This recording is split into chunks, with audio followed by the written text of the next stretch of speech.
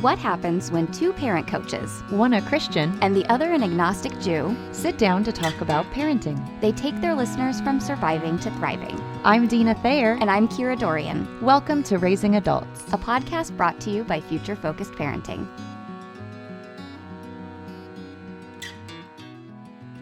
Hi, everyone. Deana and Kira here. Well, not here together, but here separately with another episode of Raising Adults for you. And while we continue to record remotely, we are still so glad to be with you and all of you future-focused parents out there.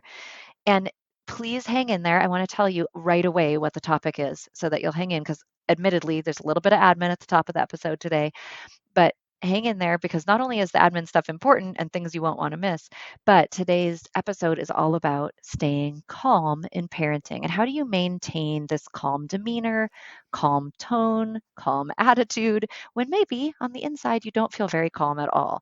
We're going to break that down for you, give you some really practical tips for kind of maintaining your cool, so to speak. So we look forward to getting into that and just have a few things to share with you first. Yes. Okay. So the first piece of admin is that we are launching online group coaching for our FFPs.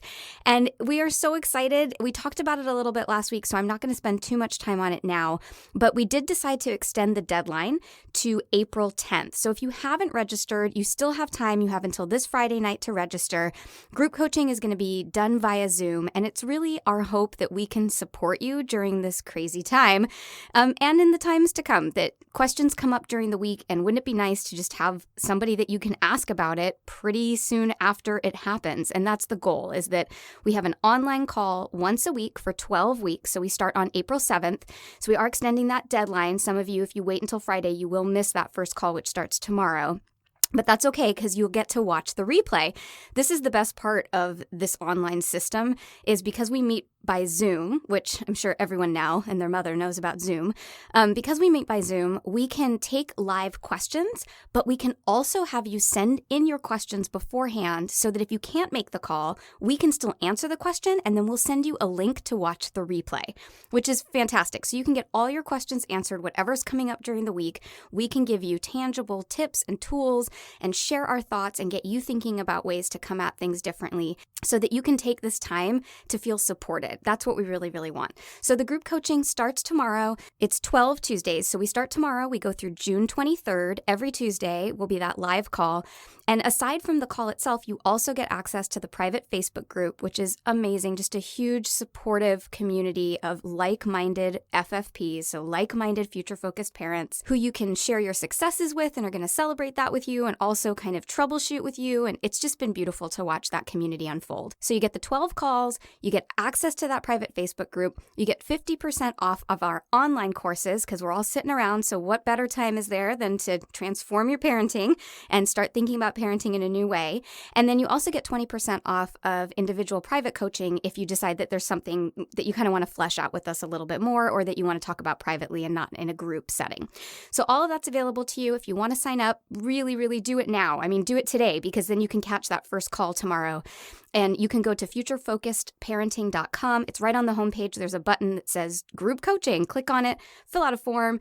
We'll send you an invoice. Oh, so what does it cost? Great question. It is $25 a month. Or if you pay for all 12 sessions up front, it's $60. So it works out to less than a cup of coffee per phone call to have access to parent coaches at your fingertips. Pretty rockin'. So check it out. Go to the website, get signed up. We would love to support you. We want to make sure that you are not just surviving this time, but truly thriving in it. Oh my goodness, Kira, are you tired? You remind me of the people at the end of the commercials are like, remember FDIC, this offer is only valid for 90 days. Is she not amazing, everyone? Like, seriously. It's the voice actor in me that's like, I can speed through all of this information. For real, sign up for that. It's amazing. So here's the other thing. Maybe you're out there and you actually offer something, a product, a service, something that you do that helps people, and you're able to do it virtually. And we wanted to talk to you for a moment because perhaps you offer something amazing, but people don't know it even exists, or that you offer it in a way that can be delivered virtually or remotely during this time. And if that's you, we just wanted to let you know that we would love to share what you do with our listenership. And we're offering discounts right now on advertising. So if you want to advertise on the podcast, we would love to shout out your business and just share with our listeners and followers what you're doing. So please reach out to us, because this is about a time that's really about community and about helping each other. So if you have a way to help people and you want to get the word out, let us help you get the word out. You can email us at info@futurefocusedparenting.com, and we'd love to connect you with those advertising opportunities. And I just have to say, totally as an added bonus, for no extra charge, you get the lovely voice of Kira, the voice actor. So you get like professional voice actor action, and you didn't even have to pay extra for it. So, I mean, who wouldn't want that? So please let us know if there's a way we can help you help other people. We want to do that. Yeah, we're going to be offering like deep discounts for advertising right now. We just want people to be able to let our FFPs know that you exist and that Yes, you're out there virtually and they can have access to you. So absolutely. definitely be in touch. And then last thing before we actually get to the episode, Deana, I feel like we've done a pretty good job of FDICing our way Yes, through we this. have. Um, so we heard about a really cool podcast today. We just want to give a shout out to the Pumping Podcast. It's run by Jessica Lorian. Sounds like Dorian. And she's awesome. We met her on a Zoom call today with some other podcasters, and her mission is fantastic. Basically, she was like, all these moms, all these new moms are pumping and breastfeeding and they're lonely. And she was like, I wanted to create a community for them. I wanted to create a place where they could just know they're not alone and hear the stories of other moms that are becoming parents too. So she says it's a podcast by mamas for mamas with episodes about being and becoming a mom. So I just encourage you to check that out if you're just like going stir crazy and looking for a way to connect and looking for a way to feel less alone in those early parenting days. If you're new, do check it out, the Pumping Podcast. And we are actually going to be guests on her show coming up here soon. So we're excited for that too. Yeah, that's going to be fun to be featured on that. I mean, what a great point. You're kind of stuck. I mean, now we're all stuck right now in kind of a new way, but when you're nursing or pumping and you're just sitting, it's a great time to listen to a podcast. I mean, that was kind of a stroke of genius she had, actually. Yeah, well, and I don't know about you, but I have a couple friends who just had babies like last week, Mm, and they're saying that one of the hardest things has been, it's isolating enough when you have a for new baby, sure. but now it's like they can't even have visitors. Right? No one can come and see the baby and relieve them and maybe fold some laundry. And so, yeah, I think the idea of like creating a space for women that are already lonely, that are Hmm. about to probably be feeling even lonelier, Yeah. what an amazing thing to do. So shout out to Jessica. Do check out the Pumping Podcast. I'm sure that you will help you feel a little more connected as well. Yes. Anything to help us feel a little less alone right now is great. So, should we talk about staying calm after all that? Yes, let's talk about staying calm. I feel like it's not dissimilar to the swearing on the inside that you Mm, do. You know what I mean? The mm. idea of like I may be feeling the feels, but they stay inside Yes. instead of Kira who like swears on the outside. Or when I've talked um, about giving an Oscar-worthy performance, when I'm like, "Ah, yes, I'm so glad you asked me about that." yeah, the I'm not shocked Yes, face. yes. Yeah, totally. It's exactly all of that, right? And as parents, especially as moms, I feel like we are pushed to uh really be thoughtful about how we present our face, our body, our voice, and our words, right? And never so more than right now. Everybody's right at the end of their rope. So yeah, like how do we continue to stay calm in the best of times, but especially right now when it's even harder than it was before. Yeah, for sure. It's a tall order. So, do you have a why? You must have a why around this because you're a quite calm parent anyway, Yeah, or at least on the I outside. I on the outside. I mean, we kind of joke in our family about that, because I don't raise my voice very often, but I get spicy sometimes, and so I think the why for me though is that, and I've said this before, is that I do have issues, ongoing issues that I'm working on with tone. And to me, part of calmness is what I convey in my tone and volume of voice. And so to me, this falls under kind of an umbrella why that I've mentioned before, which is I'm really working on that the what I say is often okay. The how I say it sometimes needs work. And so to me, under this umbrella of the why of portraying a calm demeanor is tone and volume and my facial expressions and all those things that go outside of the words themselves, right? So coming back to that for me, my why is that it was very important. Actually, I'm not going to say was, is, still is important to me that what I'm saying isn't dissonant with how I'm saying it. And that I'm not always giving off this stressed out vibe. And I think I tend toward that. So it's something I have to really watch for, which makes my why around this really strong because it is an area of growth for me. It's not somewhere where I'm like, oh, I've arrived. I've got this one. There's parts of my parenting where I'm like, oh, I'm kind of nailing that. This isn't one of those for me. And so the why is kind of extra strong because I really do have to work at it, if that makes sense. Yeah, no, that makes perfect sense. I think for a lot of us, our whys come from actually our own places of what's the word I'm looking for? Like the places where we need work. A Right. lot of that, like we know that we struggle there, or we know that we have to be so careful there, and so that becomes the strong why. A lot of us, Yes. I think, especially future focused parents, are self aware, and so it stems from that place of knowing. That's a great point. Well, my why is, I mean, so many things to my why. My mom yelled, not a lot, but enough. She yelled enough that was hard, and I knew that I didn't wanna be a yeller. I am a yeller naturally. I'm not with my kids, but I was until I had children, a yeller. I yell at Dave. I don't anymore. I used to. It drove him crazy. Um, and I get that. I mean, especially now as I'm older and I'm reflecting back, like, I can see why people don't like that. Mm, Like, duh, nobody likes that.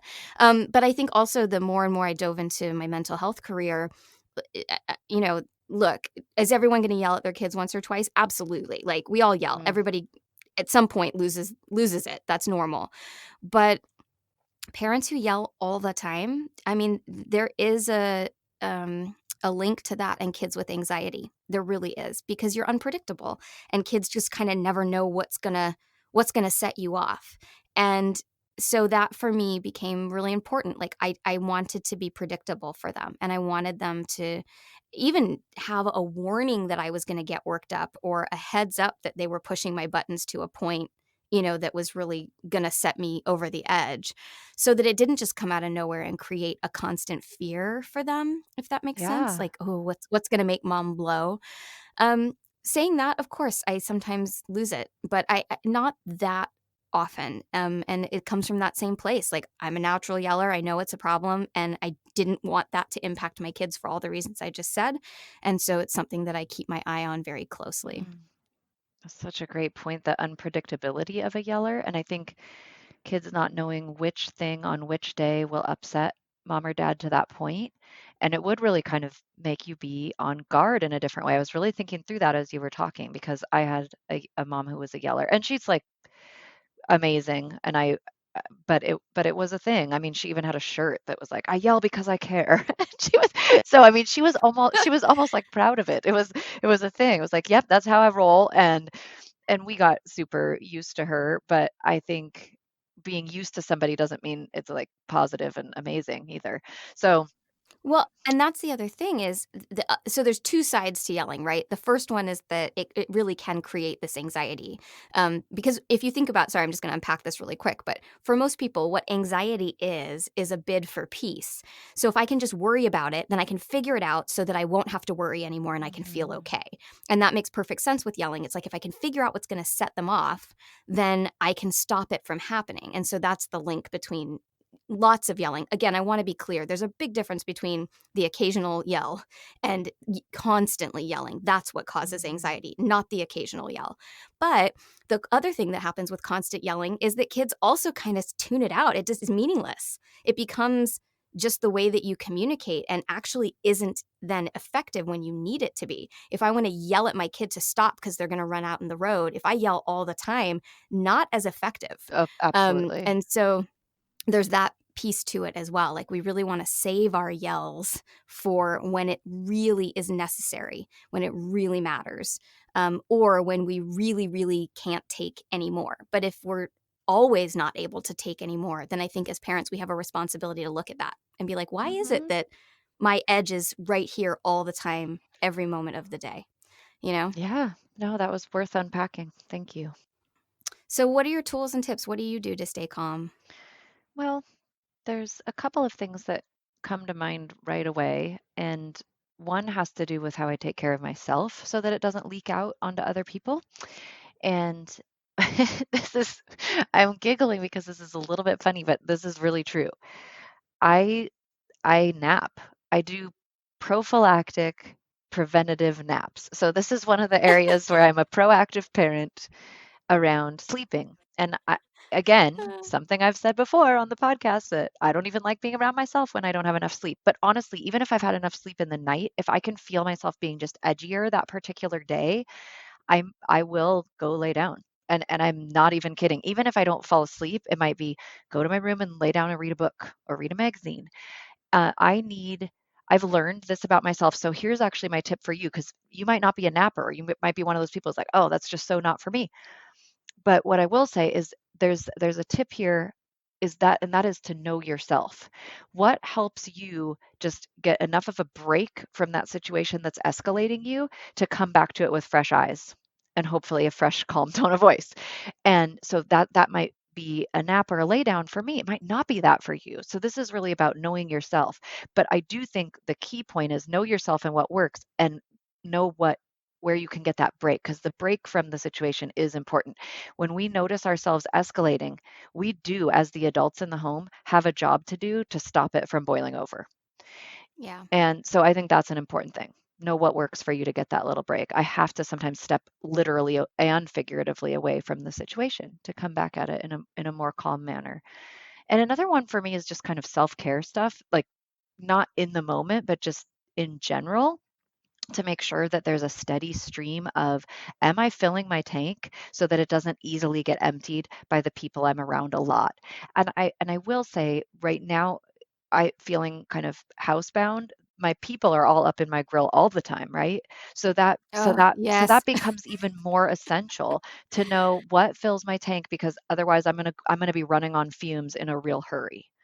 And again, those exact things are going to look different for everyone, so there's no reason to give an exhaustive list, but be taking care of yourself proactively too.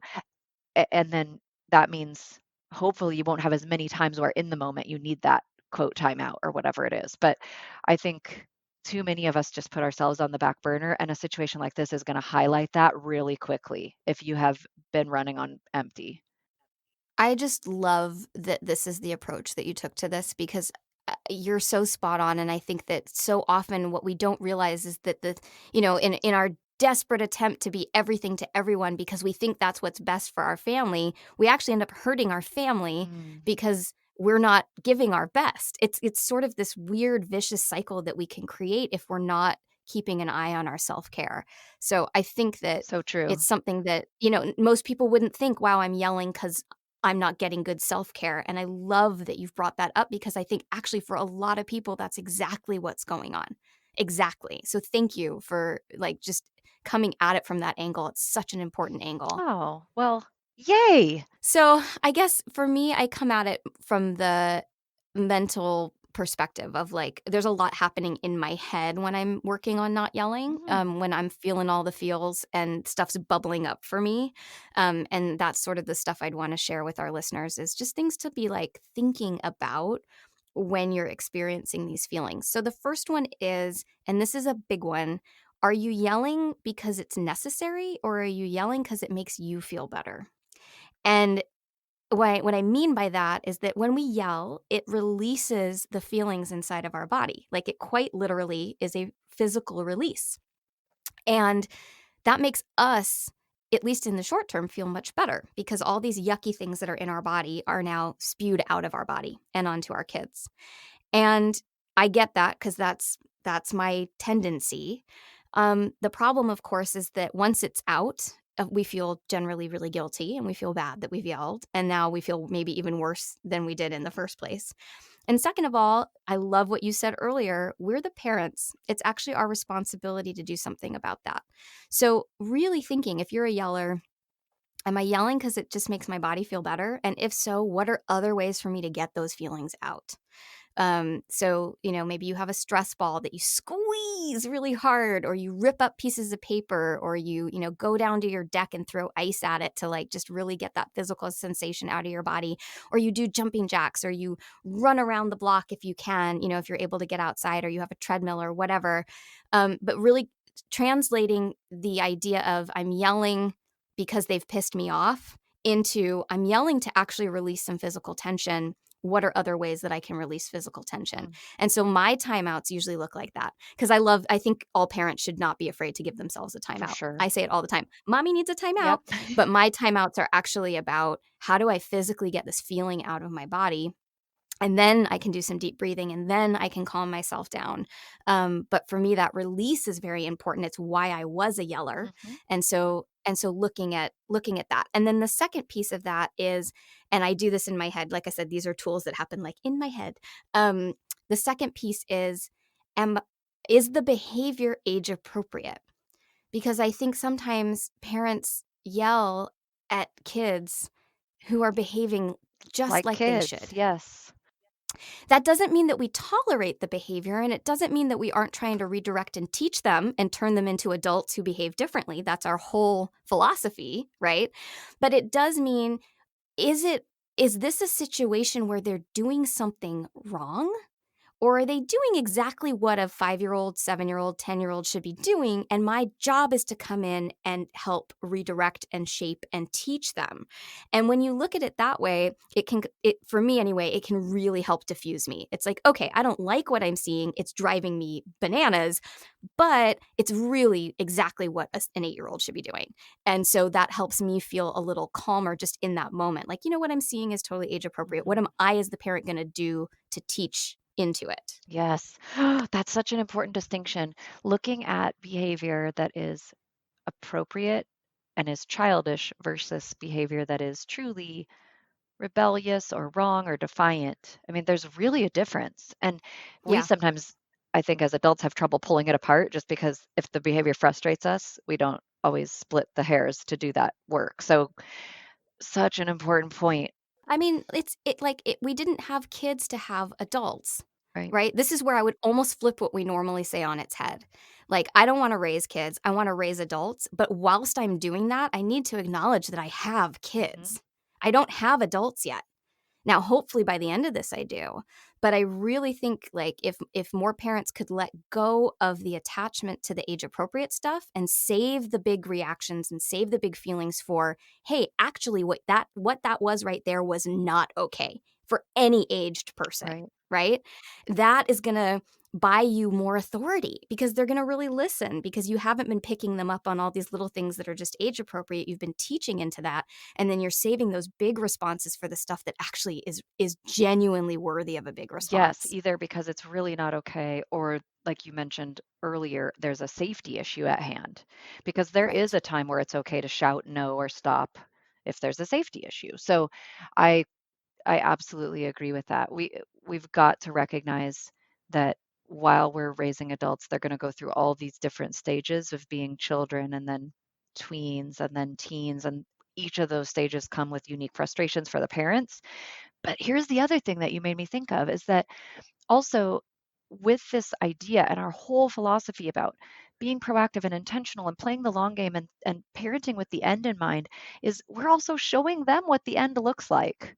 And we have an important job to do to be an example of Hmm. an appropriate adult ourselves. And if we're constantly flying off the handle or frazzled or yelling or not calm or handling situations in a really just frenetic way and getting ramped up over every little thing, we're showing them, oh, this is what adulthood looks like. It's super stressful. It's awful. You're going to be mad all the time. And you know what? They're not going to be interested in that. And so, why would they want to then learn from us and lean into the wisdom and the instruction and the redirection that we're providing? Because they're going, if that's how it looks, like I don't want to be like that. So I think that's another kind of thing to watch out for. And I know, having had a parent who was a yeller, that I said, I don't want to do that. And Right. I think that's an Right. important thing to remember. We're their example of what a grown-up looks like. That's Right. important. And so I think, like, if you're hearing all this and you're going, yeah, that's true, I need to work on that, like, lean into the stuff, those tools, right? Can you just take a moment? Can you find another way to release your big feelings? Can you think yourself out of it? Because even as someone who's quite impulsive in my feelings, I often can think myself out. And then I would also say, if you feel like it's growing and growing, can you start to notice the first time you feel it? Like, can we catch it early? Because sometimes that can really diffuse it. If you're like, wow, I really get that feeling in my stomach, Mhm. or wow, I feel this tightness in my chest. The second that you notice it, that is the time to tell your kids, hey, you know what? Mommy's starting to feel really frustrated. I can feel myself getting more and more frustrated. I'm worried I'm going to raise my voice, and I know you don't like it when I do that. So, can we change the behavior here, right? Letting them in, because that is at least going to make you more predictable. Even if you can't stop the yelling, if you can at least let them in on the process, you're going to start catching it sooner, and they're going to start catching it sooner. And that will help tremendously. Yes, and I love this, and let me give a word of encouragement to you who may struggle with this. We aren't saying you are suddenly going to stop it perfectly, the end, forever, Yeah. period, at the end of the sentence. But what we are saying is, as you pay attention to the sensations that come along as you're escalating, or the feelings you have, or even physiologically. I know I start to get hot when I'm frustrated. Mm-hmm. And so Mm-hmm. paying attention to that. So here's what I want to say is, even if you start reducing the time between a blow up and you fixing it with your family, that is a great start, because initially you may not be able to catch it before you've yelled or shouted or said something you don't mean, or fill in the blank. But you will more quickly say, "Oh, you know what? I lost my cool there. That really wasn't okay. I need to circle back around." And like we've talked about before, apologizing to your kids, admitting that, owning it. And as you shrink the time frame, eventually you'll catch it before it happens. So I really want to encourage you, if you're like, "Well, I'm not going to just suddenly stop and do it perfectly." No, probably not.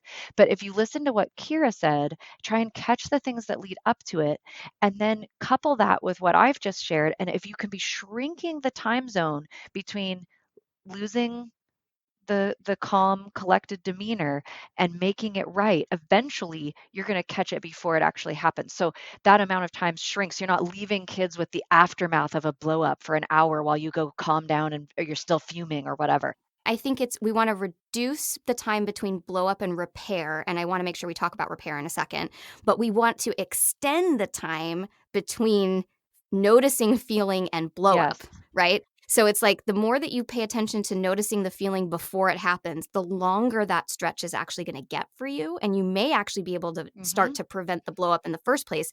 But then 100% what you just said, once it's happened, we really want to circle back and get to that repair as quickly as possible. Exactly. Then you're working at it from both ends. You have this ability to start being more aware, to be preventative, but then also have the wisdom and the insight to see it and fix it if you didn't catch it and you've got to deal with it afterwards. So we really want to just Yeah. encourage you. This probably isn't going to look perfect right away, because I know that if you are a parent who leans toward frustration or gets to where you raise your voice and things, it can also feel defeating to go, "Oh, I did it again." And then you want to just kind of give up and Yeah. throw in the towel. And we want to encourage you not to give up and throw in the towel. You work at both of these ends until eventually they meet in the middle and you're able to be really preventative. So, yes, talk about the repair too. Let's Yeah. revisit Let's that, talk because about we've repair. shared before, but we should revisit that. Yeah, and I think so. Repair is a counseling phrase, a therapy phrase that really means repairing the damage that's been done. And all the studies show that repair is extremely important and that can really offset whatever trauma has occurred. Um, and so when that comes to parental and child relationships, what that means is that exactly what Dina said, that we are very, very quickly circling back to have a conversation with our kids. We don't sweep it under the rug that we made a big mistake and lost our cool. We have to acknowledge it, and we want to create that healing and that repair. And that's going to look different for everyone, but it starts with an ownership. And for some of us, that's hard. Like even just owning that I shouldn't have yelled, I shouldn't have done that, I'm sorry, is very hard, but so incredibly important. Your kids want to feel validated and acknowledged. And then the repair piece is really like, how can we reconnect? So we've had this like disconnect in our relationship. How can we now reconnect? Can we read a story together? Can we go for a walk together? Can we play Legos together? Like really leaning into your child to show, I know I made a mistake. I'd like for us to find a way to heal and reconnect. But here's the one thing I will caution parents about, and that is it's really important you don't make promises you can't keep. So don't say things like, I'll never do that again, because you might, right? You want to say things like, I'm really trying to work on this.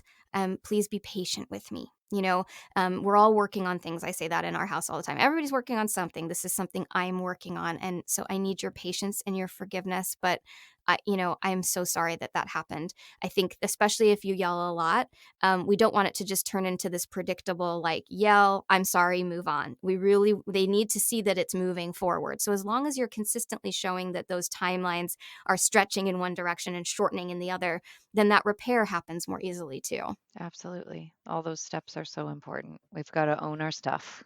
Especially right now. Everyone has stuff right now, Oh, yeah. and that's okay. Yes. And as parents, like it's really reminiscent for me of grief. It's like when our family was grieving, the way that everyone's grief bumped into each other, and how sometimes it was like, well, whose grief wins, and who has it worse in this particular moment, and we would step all over each other in our grief because everyone's just swirling in their own stuff. And this is a lot like that. So even parents who don't lose their cool are going to start losing their cool, I think, in this current climate. And so the more tools we have in that toolbox, and it's okay to acknowledge that too. I mean, I literally lost my mind the other day. And again, I don't do that very often. And part of the repair was me saying, this is a really different and intense time. And I think you're going to see some different behavior from me that I don't like. And I need to be aware of that. And I need to be looking at that so that I don't hurt you even more than we're all already hurting right now. Oh, So just that acknowledgement, so good. Yeah, I hope it's helpful, FFPs, just to hear that, like, we're not saying that there's something wrong with you if you yell. Everyone does. It's really just about how can we minimize it? How can we be the grown-ups? How can we have a toolbox for ourselves so that we set a good example for our kids? We create a really safe space and safe relationship for them, and just allow them to see our humanity, but in the best way possible. Yeah, you just said it. You said it so beautifully. And I actually want to share a closing quote today that we've actually shared before because it's so applicable here. And this is by L.R. Nost, and it's when little people are overwhelmed by big emotions, it's our job to share our calm, not to join their chaos. Yeah. Important, you guys. It's hard. And right now, everybody's up in each other's business in a whole fresh new way. So it's going to be really essential and that we can share our calm. But that first means you need to find it and you need to know where you get it. So back to the top of the episode, pay attention to that self-care, take those breaks and timeouts when you need them, and then do the work to restore things when you do have a misstep because we're all going to have those. Yeah. And if you need a little help with this, do consider joining our group coaching because we all need support right now. And you may get other tips and tricks from the people in the group and more support from us to help you even unpack what's going on. That was one of the coolest things from that Facebook group, I thought, was the number of people that really got to the core of their parenting struggles Yes. and where that was coming from. And we can really help you do that. So do think about joining that group coaching. You can go to futurefocusedparenting.com on that homepage and click group coaching button, and we can get you set up to join us. Yeah, we would love to get to walk alongside you while you have some amazing breakthroughs as well. So thank you so much for being with us today. We do wish you well and pray that you stay safe and healthy and calm. And we'll look Yes. forward to bringing you more next week. Don't forget to follow us on Facebook or Instagram at Future Focused Parenting. And if you haven't subscribed to our podcast, this is a wonderful time to do it. Please hit that subscribe button. We're so grateful for all of our loyal listeners. Raising Adults is produced by Kira Dorian and Deana Thayer and recorded partially in Kira's laundry room and partially in Deana's bonus room. Music by Seattle band Hannah Lee. Thanks for listening.